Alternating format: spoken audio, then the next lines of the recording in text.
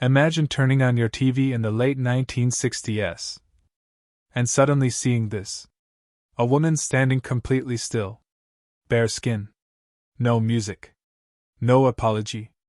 The camera doesn't cut away. No one explains what you're supposed to feel. And for a moment you realize. This wasn't a dream. This actually aired. Scenes like this shocked audiences in the 60s and 70s. They caused walkouts, triggered censorship boards, and made politicians demand bans. These were films people said should never be shown again. And yet, somehow, they're sitting on YouTube right now. Free. Legal. Uncut. Movies that once crossed every line.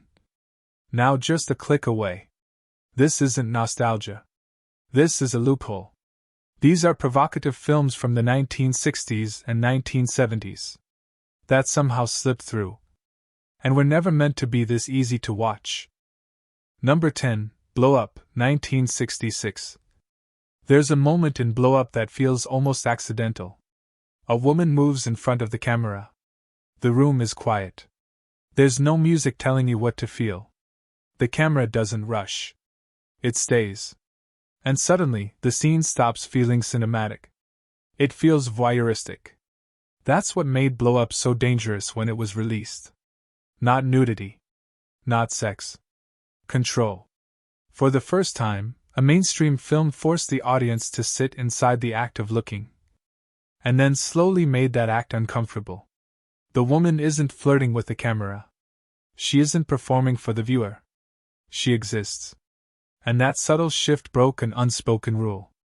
In earlier decades, women on screen were framed to guide desire. Lighting softened them. Editing protected them. The audience was always kept safe. Blow Up removes that protection. Desire becomes surveillance. Attraction turns into something colder. Something invasive. The film quietly suggests that wanting to see more isn't innocent. That idea shocked audiences far more than explicit imagery ever could. Critics argued endlessly about what the film meant. But the discomfort lingered. Even today, watching Blow Up freely on YouTube feels strange. Because it still doesn't reassure you. It just watches you watching. Number 9. I Am Curious, Yellow, 1967. This film didn't ease audiences into controversy. It dropped them straight into it. Politics, sex, conversations, arguments. Everything collides without warning. There's no dramatic build-up. No special moment. Sex simply appears. Mid-sentence. Mid-idea. Mid-life. That casualness terrified censors. Because once sex stopped being an event, it stopped being controllable. The woman at the center of the film isn't framed as a scandal. She's curious, opinionated, conflicted. She asks questions about society, about power, about intimacy. And the film refuses to separate those questions. Sex isn't treated as rebellion. It's treated as communication. That was unheard of.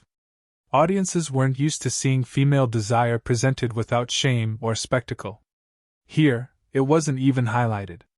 It was normalized. That normalization caused bans, seizures, and court cases. And now, decades later, the same film sits on YouTube.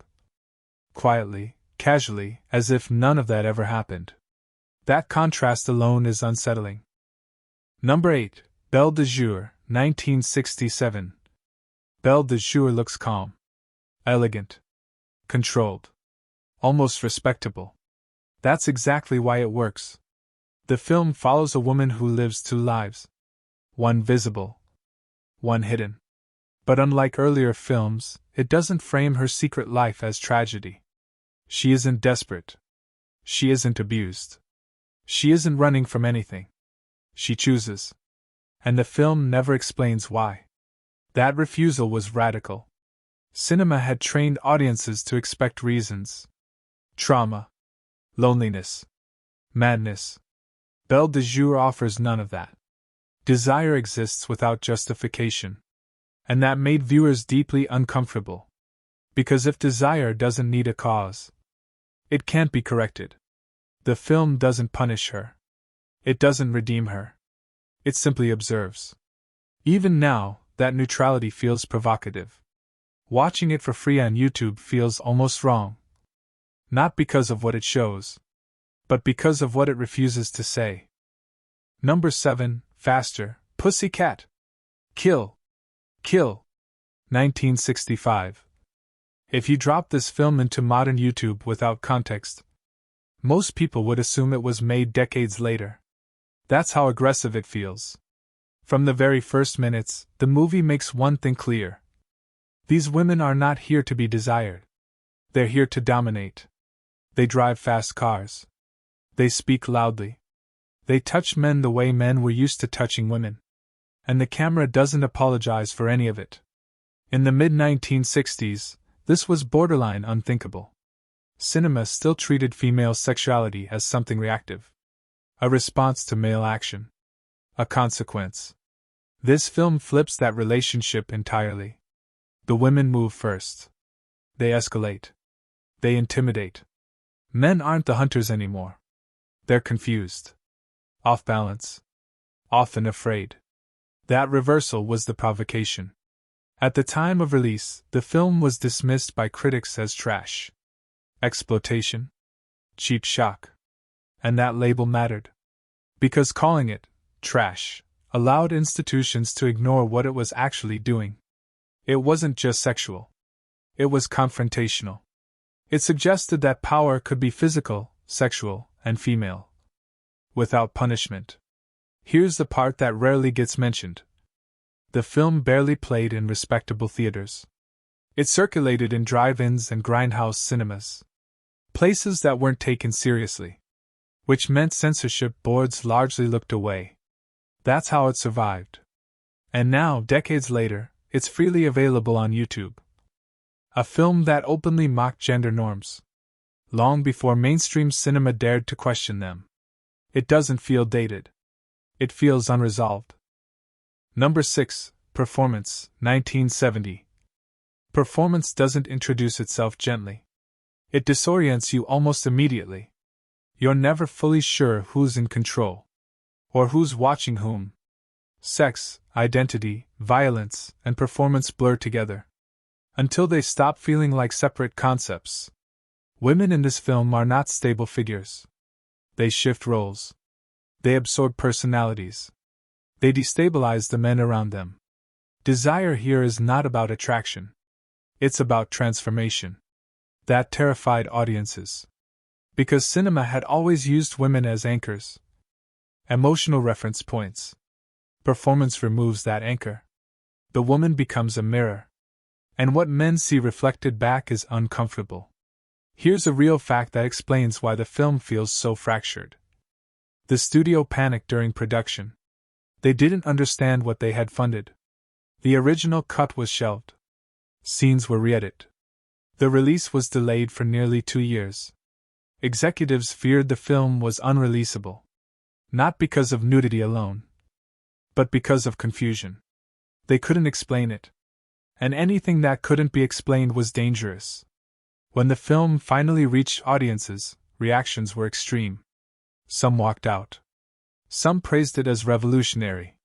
Many had no idea what they had just watched. That uncertainty is the point. And watching it now, freely on YouTube, the effect hasn't weakened. If anything, it feels more disturbing. Because modern audiences are even less comfortable with unstable identities. Number 5, Emmanuelle, 1974. By the time Emmanuelle appeared, audiences thought they had seen everything. They hadn't. What made this film explode wasn't explicitness. It was calm. Sex in Emmanuelle isn't framed as scandal, danger, or rebellion. It's routine. The woman isn't punished. She isn't traumatized.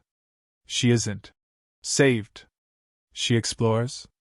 That single decision caused outrage. Because for decades, cinema had relied on consequence. To maintain control. Sex had to cost something. Emmanuelle removed the price. Critics attacked it for being empty. Shallow.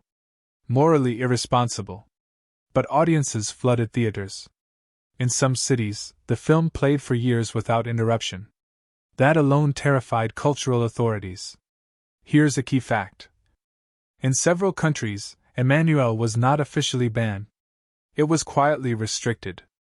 Shown only in select theaters. Late hours. Limited advertising. That strategy failed. The film spread anyway. And it created a new category of cinema. Erotic films that didn't pretend to be warnings. Today, seeing Emmanuelle on YouTube feels almost absurd. A film that once symbolized sexual liberation now sits next to cooking videos and podcasts. But the core provocation remains. Female desire, shown without drama, is still uncomfortable for many viewers. That hasn't changed. Number 4. Last Tango in Paris, 1972. There are films that shock audiences. And then there are films that scare institutions. Last Tango in Paris did the second. From the very first screenings, people didn't know how to talk about it. Not because it was confusing, but because it felt invasive. The film removes almost everything cinema usually relies on. No romantic arc. No emotional safety. No clear moral frame. What remains is exposure. The intimacy in this film is not stylized. It's not designed to be admired. It feels intrusive, like the audience is present when it shouldn't be. That sensation alone caused outrage. Critics weren't just debating whether the film was good or bad. They were arguing whether it should exist at all. Here's a key fact that explains the panic. In multiple countries, the film was not just banned. It was seized. Physical copies were confiscated. Courts got involved. The director faced criminal charges in his own country. Not for obscenity alone, but for corrupting public morality. That phrase mattered. Because what truly frightened authorities was not nudity. It was ambiguity. The film never tells the audience how to judge what they're seeing. There is no lesson. No redemption. No punishment that restores balance. The woman is not framed as a symbol. She is emotionally unguarded, and left that way. That lack of narrative protection crossed a line.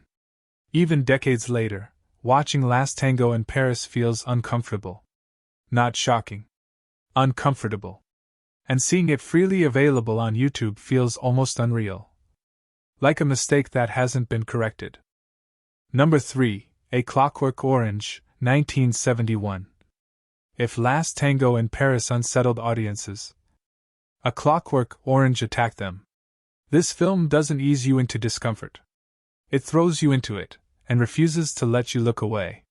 Sex here is not erotic. It's mechanical. Cold. Transactional. Women are not objects of desire. They are part of a system of violence.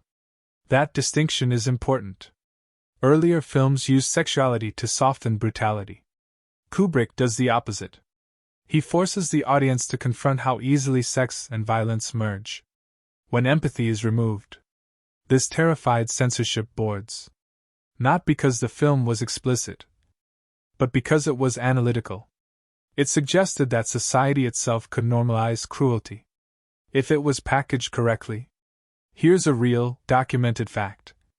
In the UK, the film was effectively withdrawn for decades. Not by law, but by pressure, threats, public outrage, media hysteria. The director himself requested that the film stop being shown. After reports of copycat violence. That almost never happens. The film became a cultural liability. And yet, despite all that, it survived. Because it wasn't exploitive. It was accusatory. It didn't offer pleasure. It offered a mirror. Women in this film are not protected by narrative sympathy. They exist inside a hostile world. And the film refuses to soften that reality. Watching it now, freely on YouTube, the effect hasn't diminished. If anything, it feels more relevant. Because the question it asks is still unanswered. What happens when culture stops caring who gets hurt? Number 2. In the Realm of the Senses, 1976. There are films that test censorship. And then there are films that expose how fragile censorship actually is. In the realm of the senses belongs to the second category. From the moment it premiered, governments didn't argue about interpretation. They argued about existence. This wasn't a film that hinted. It didn't suggest. It didn't rely on metaphor to soften the experience. Female desire was not a subplot. It was the engine. And that alone was enough to cause panic. Here's the crucial part that often gets misunderstood. Authorities weren't reacting to shock. They were reacting to loss of control. Because the woman in this film is not framed as a victim. She is not punished. She is not corrected. She chooses. She escalates. She consumes. That reversal broke every rule cinema had relied on. For decades, films could show almost anything. As long as female desire was framed as danger, illness, or downfall. This film removed that framing completely. And suddenly, there was nothing left to censor around. So censorship attacked the film itself. In multiple countries, it was banned outright. In others, possession of certain versions was criminalized. Customs officers seized prints. Courts debated whether it was art or evidence. This went far beyond cinema. The film became a legal problem. What makes this even more unsettling is this fact. The film was based on a real historical incident. Not fiction. Not fantasy. That reality stripped away the last layer of comfort. Audiences couldn't dismiss it as exaggeration. And now, decades later, versions of this film quietly circulate on YouTube. Not advertised. Not promoted. Just there. That alone tells you how completely the rules collapsed. Number 1. I Am Curious, Blue, 1968. No film better represents the moment when censorship lost the argument. I Am Curious, Blue, was not dangerous because of explicit scenes. It was dangerous because of timing. It arrived when institutions were already weakening. And it pushed in every direction at once. Sex. Politics. Authority. Youth culture. Everything collided. The woman at the center of the film isn't presented as an object of rebellion. She's presented as a participant. She asks questions. She challenges power. She refuses to separate intimacy from ideology. That combination terrified governments.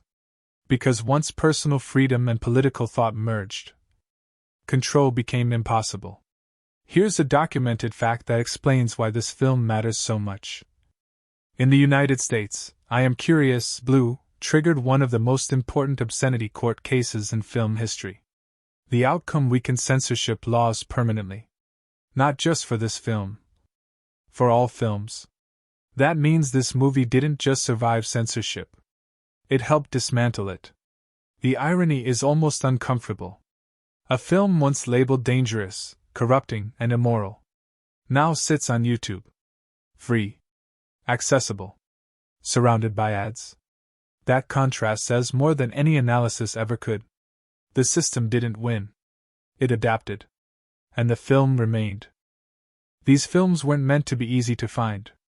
They weren't meant to survive intact. But here they are. Not hidden. Not forbidden. Just waiting to be clicked. The rules didn't disappear overnight. They eroded. And cinema slipped through the cracks.